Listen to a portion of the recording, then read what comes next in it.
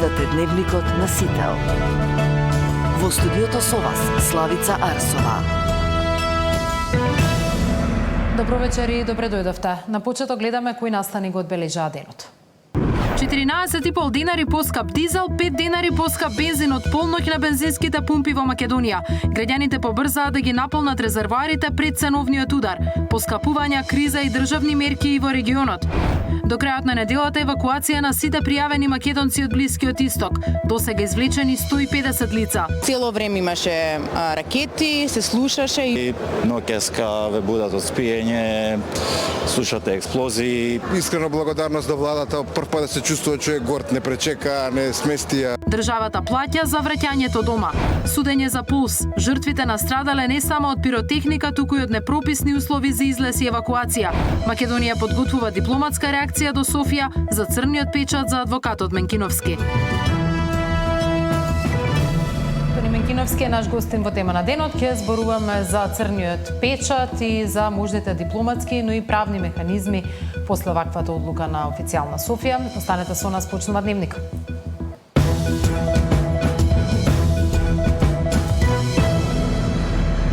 Драстичен скок на цените на горивата во земјава. Од полноќ дизелот поскапува за 14,5 денари и ќе се продава по 85,5 денари за литар, додека бензините поскапуваат за 5 денари. Одлуката на Регулаторната комисија за енергетика доаѓа по шокот на светските пазари, предизвикан од војната ескалација на Блискиот Исток. Веднаш по објавата на новата цена, граѓаните побрзаа да ги наполнат резервоарите. Наташа Мирсовска. Од полноќ дизелот поскапува за 14,5 денари, бензините за 5. Регулаторната комисија ги објави новите цени на горивата, пошто следуваше вистински метеж на бензинските. Граѓаните побрзаа да ги наполнат резервоарите за да заштедат некој денар. Поскапувањето се должи на скокот на цените на нафтата на светските берзи и повисокиот курс на доларот во однос на денарот. Експертите препорачуваат потребна е реакција веднаш. Завршување на војната на Блискиот Исток не се гледа во скоро време, така што цената ќе продолжи да расте, но прашање е и дали ќе ја има. Бараат владата да ги активира стоковите резерви и да донесе мерки за заштита на граѓаните и бизнисот. И затоа што високата цена секако дека ќе ја подгре инфлацијата, а сето тоа ќе се преточи и на конкурентноста и на трошоците на работа на компаниите. Затоа треба да се размислува за сите опции, нормално промпто следење, ако треба интервенција од државните резерви, бидејќи најлоша работа е доколку се соочиме со недостиг, а исто така можеби во делот на цената да се размисли товарот да го преземе и државата на сметка на буџетот, затоа што во одредени држави гледаме и мерки као што е ограничување на цената, односно на тој начин да се амортизира трошковниот инпут пред секој бизнис секторот, за да не дојде до покачување на цените. Од Министерството за енергетика нема одговор дали утре ќе достават предлог до владата за прогласување кризна состојба, за да може да се намали ДДВ-то од 18 на 10%, но и да се откажат од дел од акцизата до 4 денари. Од владата велат дека ќе преземат мерки за да се заштити стандардот на граѓаните, но се уште не знаат дали утре ќе одлучуваат за тоа. Експертите сугерираат, наместо еднаш неделно, Регулаторната комисија да го врати стариот правилник и цените да се одредуваат барем 2 пати неделно. Ако остане вака, товарот од дневното поскапување и осцилациите на берзите ќе го понесат само нафтените компании. Доколку нема промптно реагирање на проблемот, граѓаните и компаниите може да се соочат со недостиг, као што се појави и веќе и минатата недела.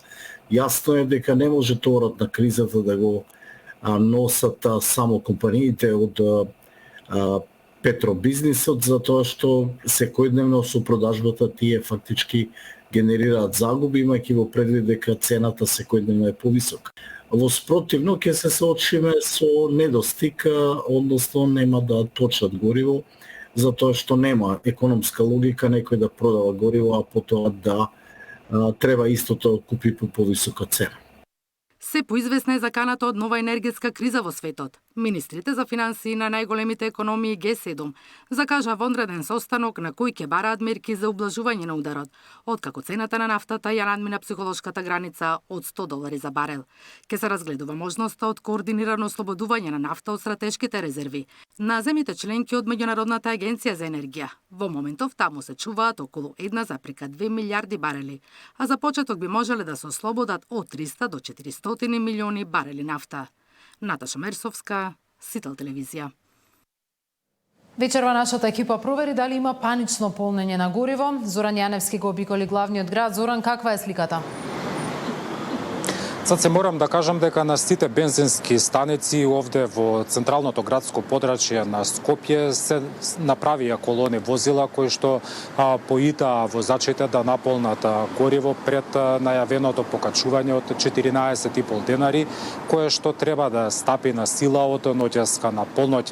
На бензинските станици евидентно е зголеменото присуство на возила кои чекаат да им дојде ред за да наточат гориво, откако во текот на денешниот ден регулаторната комисија за енергетика најави дека ќе има драстично зголемување на цените на горивата.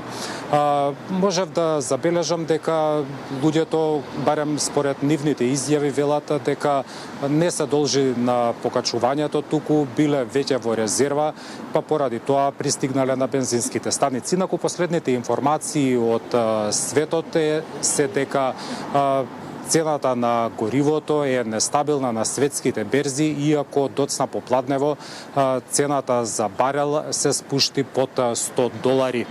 Инаку и од последните информации по вонредниот состанок на групата 7 најразвиени светски економии, на која се разговараше за ослободување на резерви на нафта, сепак не е постигната компромис и до сега нема да има ослободување од овие резерви. Анкетираните граѓани кои што ги снимивме доцна попладнево велат дека и покрај повисоката цена ќе продолжат да возат. Еве ги нивните изјави. Нафта. Нафта. Загрижени сте дека може цената уште да оди нагоре? Веројатно, сигурно ќе оди, да. Колку време чекате? Па едно 20 минути, 15 минути тука. На резерва сум за тема. Ево, на резерва сум, затоа дојдов. Што доколку продолжи да расте цената? Не, па што тоа е сега, јас сум си инвалид, така да мене возило ми треба. Садиме трактори ме дома. Треба нафта за тракторот. А како да го земам тракторот овде? Не даваат да се... Не, у канте не даваат. Гледаме, Зоран, дека има зголемен интерес за точење гориво вечерва. Забележа ли на некои од бензинските пумпи воопшто да нема дизел гориво? Барем на овие бензински станици кои што ние ги посетивме, гориво има и покрај тоа што како што можат да погледнат гледачите, има колони. Сепак дел од бензинските станици покрај кои поминавме имаат закачано известување дека нема гориво. Во претходните неколку денови пак по информациите дека одредени бензински станици не точат гориво, направени се вонредни инспекцијски надзори од страна на пазарната инспекција. Оттаму велат дека во изминатиот период направиле близу 300 контроли, а кај 20 на бензински станици утврдено е дека при направениот надзор тие немале гориво. Како што појаснуваат од пазарната инспекција, во моментот на контролите резервоарите на бензинските станици биле испразнети, па поради тоа немало гориво. За 1 до 2 часа биле надополнети резервоарите, па продолжило нормалното точење, а поради тоа пак од пазарната инспекција велат дека не се напишани казни. Зоран, ти благодарам, ќе останеш нотирани во текот на вечерта, ќе ти имаме во 21 часот. Дел од земјите во регионот воведуваат силни државни мерки за да ги ублажат ценовните шокови од растот на нафтата по конфликтот на Блискиот Исток. Србија забрани извоз на нафта и постави максимални цени. Хрватска повторно го регулира пазарот, Словенија го прошири системот на контролирани цени и на бензинските и на автопатите. Албанија, Црна Гора и Бугарија засега само го следат пазарот со засилени инспекции. И покрај последното поскапување, горивата во Македонија и натаму се меѓу најевтините во регионот. Со интензивна државна регулација регионот се брани од шоковите кои ги предизвика растот на цената на суровата нафта по конфликтот на Блискиот Исток. Од утрово Србија забрани секаков извоз на нафта. Пред 3 дена владата во Белград постави максимална цена која е околу 10% пониска од пазарната. Трошокот од ограничувањето заеднички го делат владата и нафтените компании, за што српската министерка за енергетика упати огромна благодарност. Во Хрватска по 9 месеци слободен пазар владата повторно го врати регулирањето, но за разлика од Македонија, кај нив цените ќе се определуваат еднаш на 2 недели. И таму товарот на поскапите енергенси го делат државата и бензинските пумпи. Државата се откажува од дел од давачките, а трговците од дел од заработката. I dalje ćemo voditi računa o sigurnosti opskrbe, da imamo dovoljno derivata za tržište.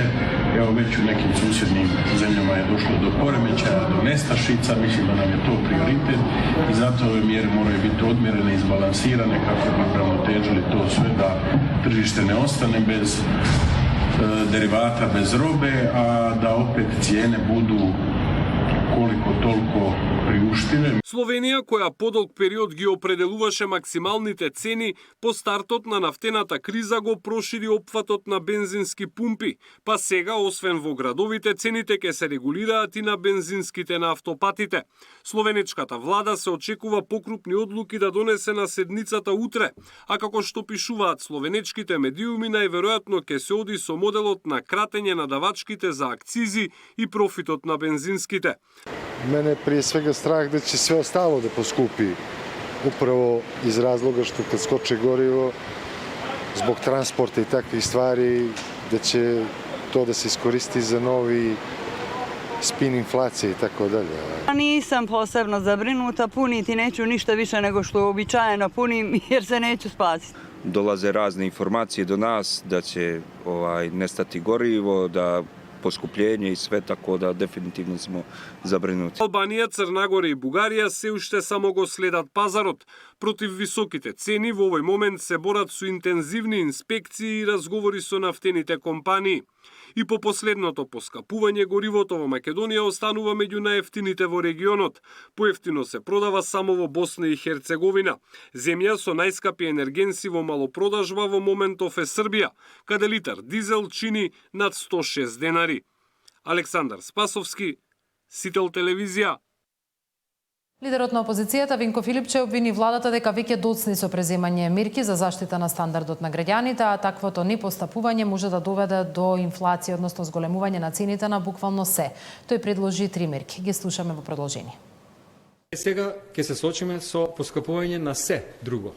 Ќе поскапи струјата, ќе поскапат основните прехранбени продукти и тоа ќе биде еден ланец на настани кои што ќе следат после поскапувањето на горивата. Имајќи предвид дека владата ништо не прави, сметам дека треба да предложиме нешто, да го земат предвид и да го направат за доброто на граѓаните.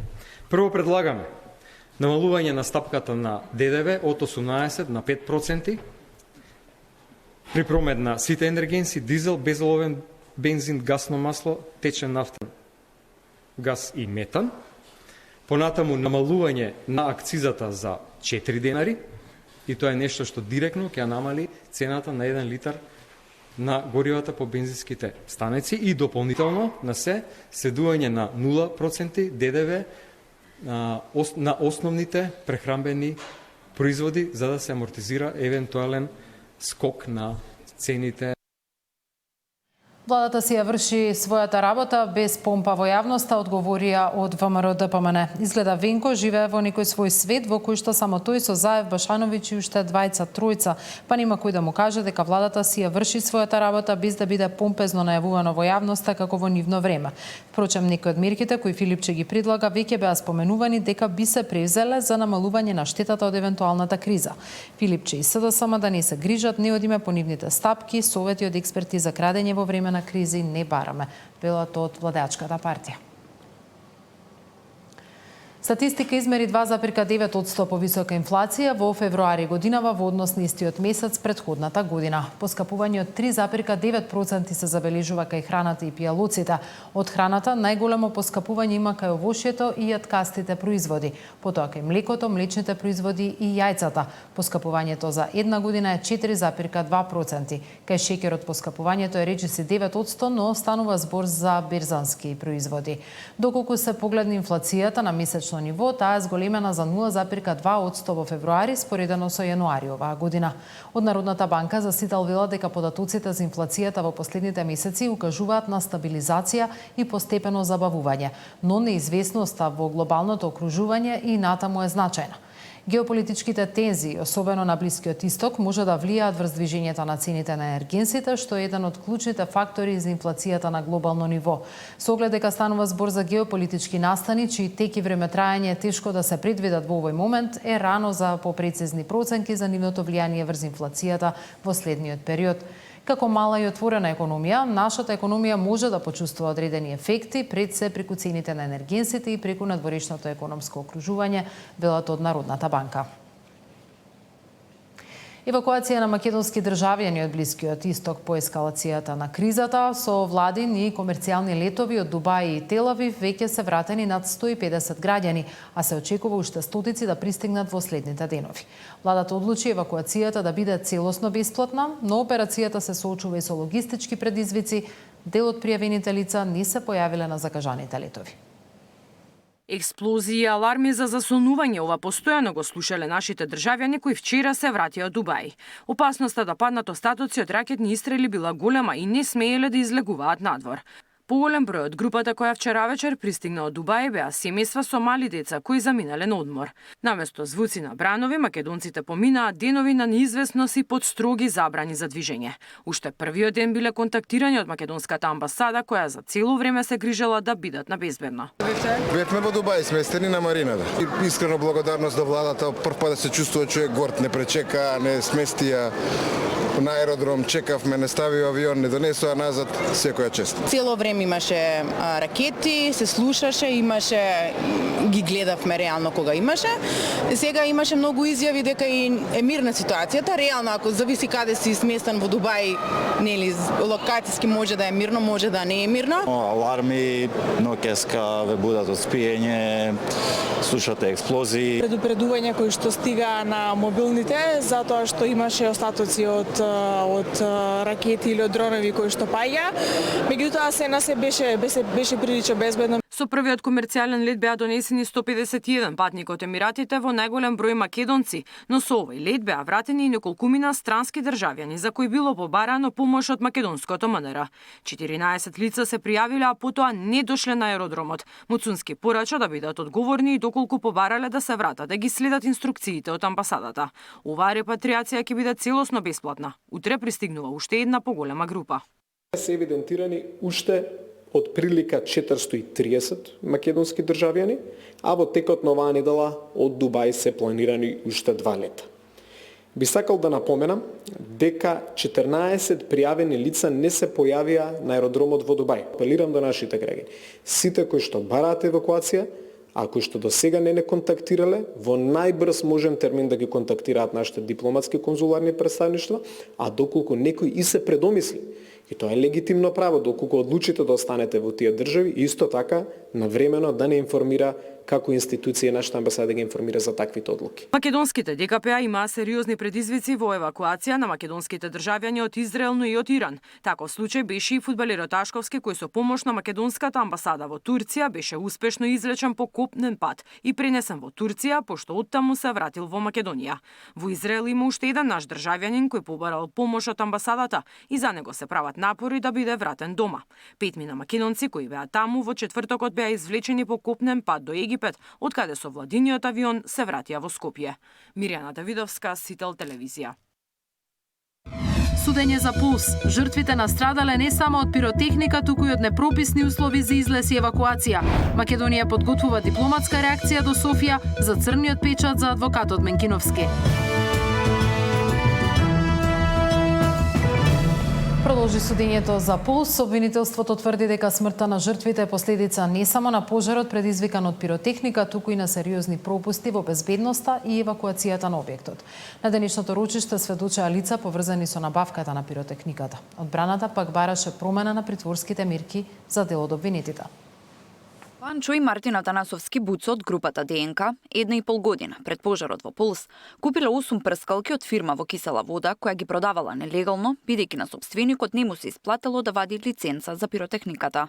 Сопственикот на фирмата, кој беше сведок на денешното ручиште, изјави дека во еден наврат Панчо ја купил кутијата со која се активираат прскалките, а Буцо ги купил самите прскалки.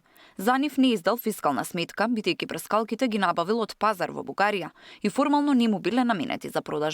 Сепак во Скопје им продал 8 прскалки на членовите на ДНК по цена од 500 денари за парче. Тој смета дека дискотеката не изгорела од неговата пиротехника која прошверцувал од Бугарија. Според него неговите прскалки имале домет од околу 2 метра, додека од видеата на кој се гледа пожарот во Пулс, искрите од прскалките достигнували до 3 метри. Дополнително ДНК користеле ваква пиротехника на речиси секој настап, која можела да се набави и на Битпазар или во Косово. Па, како што рече, нема логика неговите прскалки да ги чувале година и пол за да ги употребат на 16 март. Ги донесов со автомобил од Бугарија и ги продавав по 500 денари за парче, додека на Битпазар се продава и по 300 денари. Материјален трак нема, бидејќи не ги продавав со фискална сметка. Прскалките ги земав повеќе за демонстрација за тоа како работат куферчињата за активација, да се покаже како функционира системот, а не сме се занимавале со продажба, сведочи Шигновски. Тој посочи на претходен инцидент кога настапувала групата. Во дискотека во Гевгелија за време на настап на ДНК, од пиротехниката се запалиле платно и звучници. ДНК во клубот де факто во Гевгелија имаат запалено и платно и згореа и звучници. Ми кажа колега од Гевгелија. Откако го спомена во исказ во обвинителството, ме направи партал со што сум го кажал, изјави на денешното рочиште.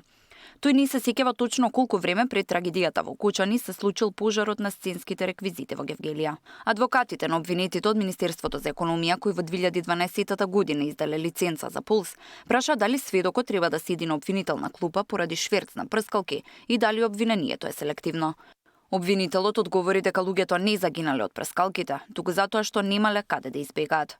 На денешното ручиште се испитува и други сведоци. Вработен во Агенцијата за обезбедување Рубикон изјави дека по трагедијата сопственикот му наложил тој да ги исплаќа платите на вработените. Сметководителката пак која ги водела финансиските работи на Рубикон посочи дека немало склучен писмен договор меѓу Пулс и Агенцијата за обезбедување. Тамара Дичевска, Сител телевизија.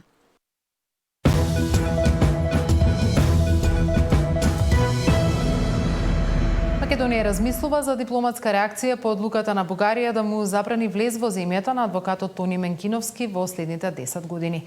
Министерот за надворешни работи Тимчо Муцунски вели дека ќе ги разгледа сите наводи во одлуката пред да одлучи кои дипломатски механизми ќе ги активира, но додава дека е разочаран од постапката на земја членка на Европската унија.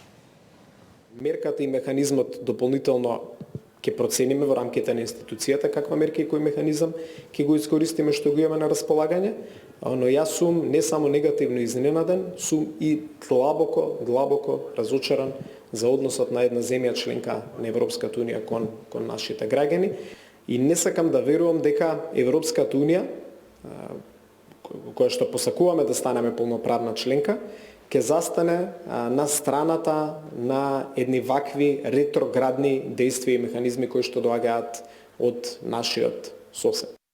Во тема на денот мој гостин Тони Менкиновски, адвокат. Добро вечер и добро дојдовте. Добро вечер и добро ден. Најпрво, што точно се случи на 6 март на македонско-бугарската граница? Како бевте известен дека практично повеќе не можете во следните 10 години да влезете во соседна Бугарија? На самиот граничен премен при влез во Република Бугарија јас добив црн печат од страна на граничната полиција на Република Бугарија и добив исто така известување, значи двојазично, бугарско и англиски, значи на кое се известувам дека сум на нивната национална листа, значи не сум осудува, не сум гонет по било која, не сум ги прекршил правилата на Европска унија, него едноставно сум на нивната национална листа, значи што представува заплашување за нивната национална безбедност. И со тоа, значи со тој црн печат не ми беше дозволено, бев културно замолен да се вратам назад и бев известен од страна на граничната полиција дека забраната ми трае до 2036 година, значи за влез во Бугарија. Има ли некакво образложение со кое ваше делување вие сте загрозиле националната безбедност? Образложение нема и она што е абсурдно, бидејќи Македонија и Бугарија се членки на НАТО, ако јас сум загрозил националната, значи безбедност на Бугарија, по аналогија сум загрозил и националната безбедност на Република Македонија. Значи бидејќи сме сојузници. Значи до сега претпоставувам, јас денеска претпоставам дека нема никаков официјален допис ниту до македонските власти, ниту до било кој, значи дека сум ставен на црната листа на Бугарија. Јас денеска го информирав парламентот за состојбата, владата на Република Македонија, значи на Министерството за надворешни работи, да ги превземат соодветни чекори во врска согласно нивниот мандат и овластување за ова што се случи, бидејќи да се стави црн печат на адвокат, значи не се случува ниту во нимбергските процеси, значи кога се застапувани најголемите нацисти, а не кога вие застапувате, значи организација која 17 пати има добиено пресуди во судот во Страсбург против Бугарија за повреда на основните човекови права во оваа држава. Оно што можам да го кажам, значи вчера ми се јави премиерот, значи во врска со оваа работа, беше зачуден. Се договоривме нареднава недела да се видиме. Значи исто така денеска имав телефонски разговор исто така со министерот за надворешни работи на Македонија, исто така, значи по поднесувањето на мои барања согласно нивниот мандат, тие ќе постапат, значи она што е дозволено за нив.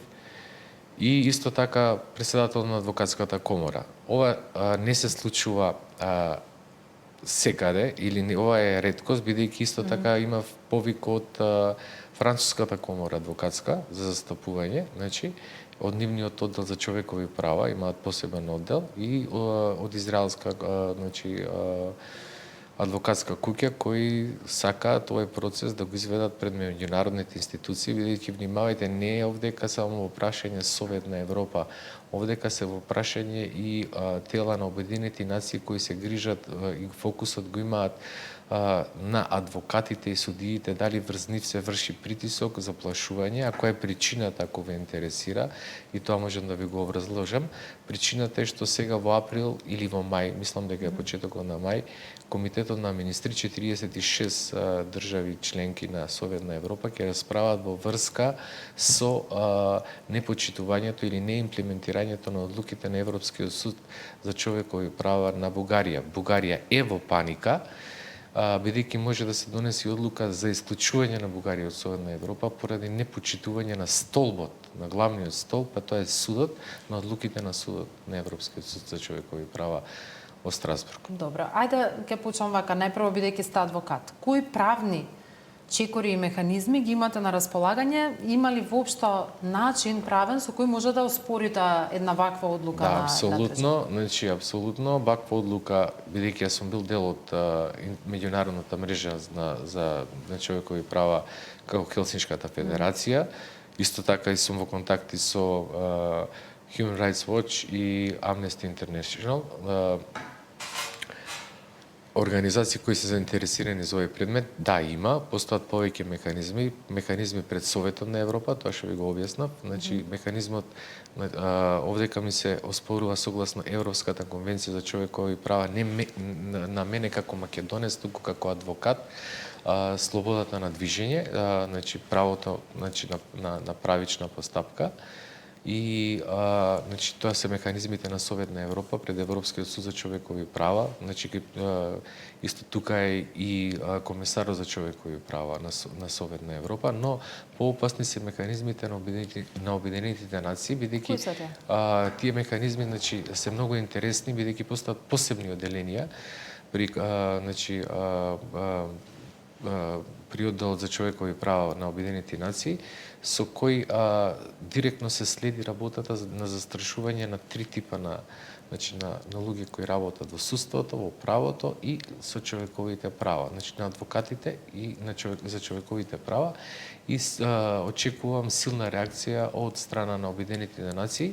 Јас денеска се обратив до сите адвокатско-консуларни представништва во Македонија и веќе со некои имам веќе од договорено средби, самите се јавија и баш ги заинтригира настанот, бидејќи се работи за ситуација на ограничувањето на адвокат. Се ограничувам адвокат.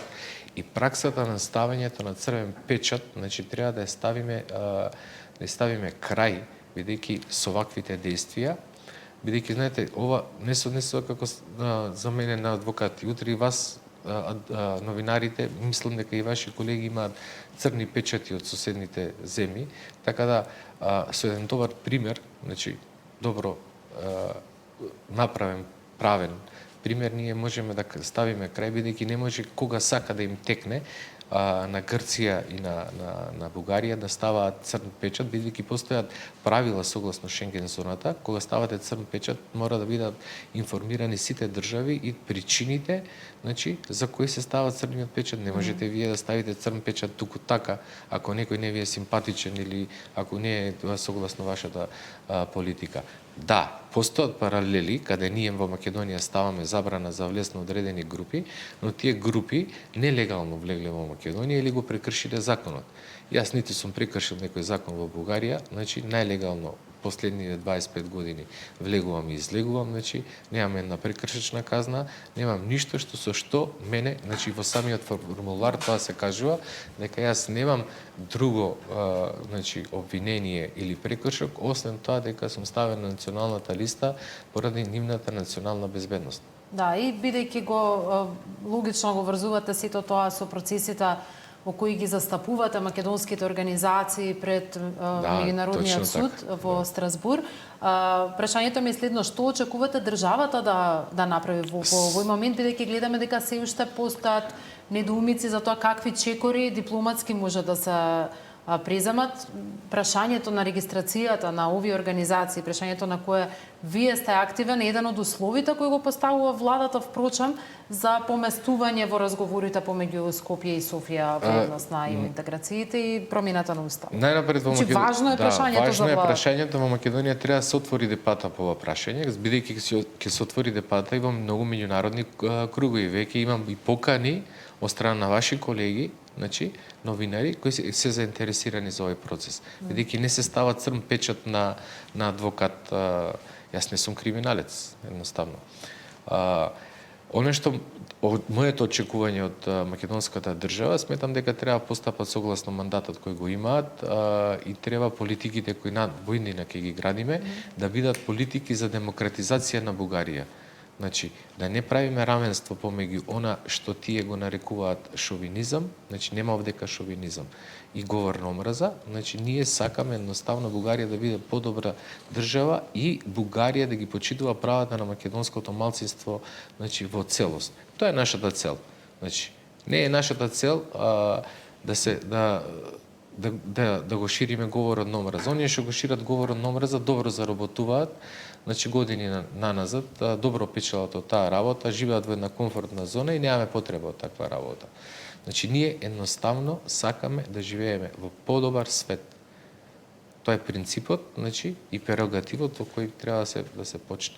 Добре, со оглед на ситуацијата сегашно, обесхрабрен ли сте понатаму да ги застапувате организациите кои ги застапувате, особено за овој настан кој го најавувате за во април? Да, овој чекор го очекував, само не знаев кога ќе дојде, бидејќи ова е израз на немој на сегашната политика на Бугарија кон нас македонците и ја користам оваа прилика да упатам јавен апел до председателката на Република Македонија, да ги одликува со орден за храброст македонците, бидејќи многу добро знаеме дека овие 17 пресуди, јас само бев алатката, а за овие 17 пресуди стојат луѓе кои никогаш не се поколебале во нивниот македонски идентитет, и никогаш не смениле својата самосвест, да ги одликува со орден за храброст.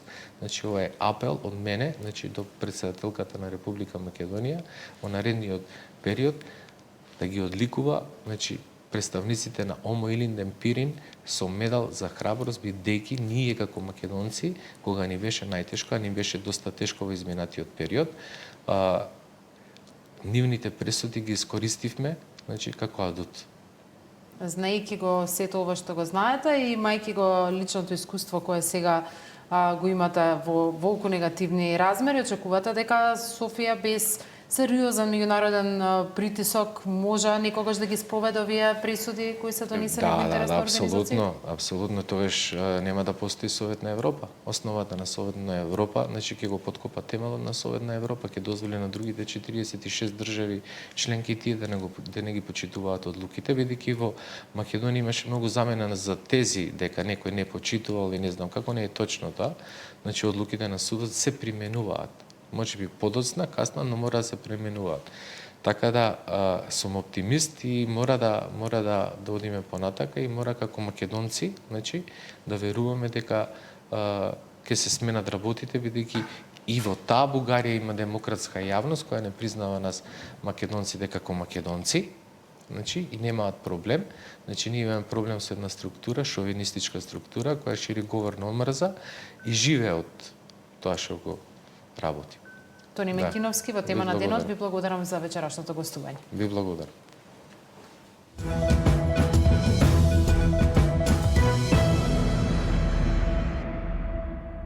Продолжуваат политичките обвинувања за темата мигранти. ВМРО ДПМН со фотографии го обвинува лидерот на СДСМ дека ги лажал граѓаните кога зборувал за мигрантски кампови во земјава, додека од СДСМ враќаат дека власта под превес на странски работници всушност отвора простор за доаѓање на мигранти. Полемиката се разгори откако британскиот амбасадор во Скопје изјави дека Македонија и Велика Британија никогаш не преговарале за прифаќање и отворање на мигрантски кампови. ВМРО ДПМН со фотографии го потсетуваат Филипче дека ги лажеше граѓаните за мигрантските кампови. Партијата реагира откако опозицијскиот лидер вчера тврдеше дека никогаш не зборувал за кампови, туку за носење мигранти под превезот на странски работници. Од владачката партија и денеска тврдат дека единствена цел на опозицијата е да шири паника помеѓу граѓаните, за тема која ја демантираше и британскиот амбасадор. Филипче изгледа заборавил, но ние сме тука да го потсетиме и те како има говорено за мигрантски кампови кога ширеше паника низ граѓаните. Погледнете ја фотографија. Филипче одеше чекор понапред и свесно лажеше дека Македонија станува мигрантски камп и црна точка на Европа. Скоро 4 месеци подоцна, ниту има мигрантски кампови, ниту има мигранти, ниту ние сме црна точка на Европа. Само лаги, манипулации и деструкции. Од СДСМ пак не се откажуваат од тврдењето дека мигрантите доаѓаат, но власта ги нарекува странски работници, а за таа цел го промени законот за странци со кој ги отвори вратите за 10.000 странски работници само годинава. Значи може и Мицкоски, ВМРО ДПМН, како сака да ги наречат овие луѓе. Дали сака да ги наречат мигранти, азиланти, цитирам, бегалци или економски работници, суштината е иста. Се менува терминот само колку да се направи манипулација со вистината. Затоа, внимателно треба да го слушаме и да го гледаме Мицкоски не што кажува за мигрантите, туку што не кажува. Партиите вторден си разменуваат обвинувања, кои ги лаже граѓаните на темата мигранти, откако британскиот амбасадор во земјава Метју Лосон рече дека Македонија и Велика Британија никогаш немале преговори, ниту договор за прифаќање мигранти.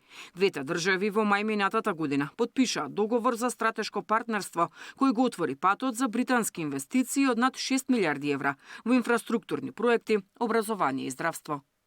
Деспина Тодоровска, Сител телевизија. Работната група за измени на изборниот законник мртна од мртва точка. Денеска беше договорено дека со неа ќе претседава министерот за правда, а одлуките ќе се носат со консензус. Министерот за правда Игор Филков ќе ја води меѓупартиската работна група што треба да ги креира новите изборни правила. По неуспешниот прв обид за состанок денеска е постигнат договор дека сите одлуки за евентуалните измени на изборниот законник ќе се носат со консензус. На предлог на представниците од политичките партии беше побарано јас да видам претседавач со истата беше утврдена некоја динамика на работа и веќе за 23-ти е закажан вториот состанок. А ние веќе имаме изработено материјал кој што беше готов тамо пред изборите, ќе почнеме со него. Одлучите ли како ќе работите во смисла на тоа како ќе се носат одлуките во рамките на работната група? Со консензус. Се уште не е одлучено дали ќе се донесе целосно нов изборен законник, дали ќе се отвори прашањето за нов изборен модел или пак се ќе остане во рамките на препораките на ОПСЕ од ДИХР. Следната средба ќе ја даде конечната насока, а на 23 март секоја партија ќе ги представи своите предлози. ВМРО ДПМН прифаќа најголем дел од препораките на ОПСЕ, но разгледува и можност за воведување една изборна единица со одреден изборен праг, за кој допрва треба да се преговара. Албанскиот блок инсистира на повеќе изборни единици со варијации од 3 до 8. Од СДСМ претходно беа наклонети кон една изборна единица, но засега не откриваат со што ќе настапат на следниот состанок. За Левица пак е важно да се изменат правилата за државното рекламирање на сите парламентарни партии. Знам предлага намалување на бројот на претениците од 120 на 90, но тоа бара уставни измени за кои поголемите партии не се подготвени. ЛДП освен една изборна единица предлага и воведување на отворени листи. Изборниот законник е дел од реформската агенда и требаше да биде донесен до јуни минатата година. По неуспешните предизборни измени Брисел одобри дополнителен рок до јуни оваа година. Катерина Нешкова, Сител телевизија. Невладиниот сектор алармира, жените во Македонија се уште не се доволно безбедни, а политиките за нивна заштита често остануваат само на хартија. Безбедноста се уште не е гарантирана за жените во Македонија. Ниту институциите целосно ги имплементираат политиките за нивна заштита.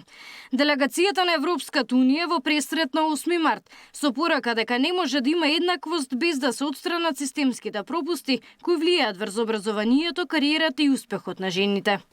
Трагичниот настан минатата недела повторно ни покажа дека безбедноста и достоинството не се гарантирани за многубројни жени и девојчиња, а дека институциите, а и општеството во целина мора да обезбедат превенција, заштита и поддршка за рака под рака со отчетност. Најчестата причина поради која жените жртви на семејно насилство не ги напуштаат своите партнери од кои се малтретирани е финансиската нестабилност. Немаат каде да одат и се плашат дека немаат пари да обезбедат пристојни услови за живот за своите деца. Во Македонија половина од населението се жени. Од нив вработени се само 38%, а 47% активно бараат работа. 60% од тие што не бараат работа е поради обврските што ги имаат дома. Сметаат дека не можат да работат и да се грижат за семејството. Жените сакаат да работат. За повеќето е тоа и економско прашање, меѓутоа и социјално прашање, затоа што преку работата се поврзуваат со други кругови, се социализираат, не се изолирани и не дај Боже, ако станат жртви на семено насилство, ќе имаат повеќе и социјални мрежи и контакти каде да се обратат. Случаите за извршено насилство против жените во изминатото деноноќие се најбројни во билтенот на МВР. Во Црната хроника за 24 часа има 8 пријави во кои мажи тепаат жени. Уапсени биле 6 лица во Скопје, Росуман, Кичево и Виничко, кои тепале, удирале со тврди предмети или агресивно се однесувале кон сопруги, девојки, повозрастни жени и поранешни партнерки. По трагедијата во Карпош, кога мајка со својата ќерка се фрли од балкон како последица на насилството кое го трпела од својот партнер, во јавноста се разбранува прашањето колку жената е безбедна во македонското општество и зошто политиките за нивна заштита остануваат само на хартија. Габриела Лискова, Сител телевизија.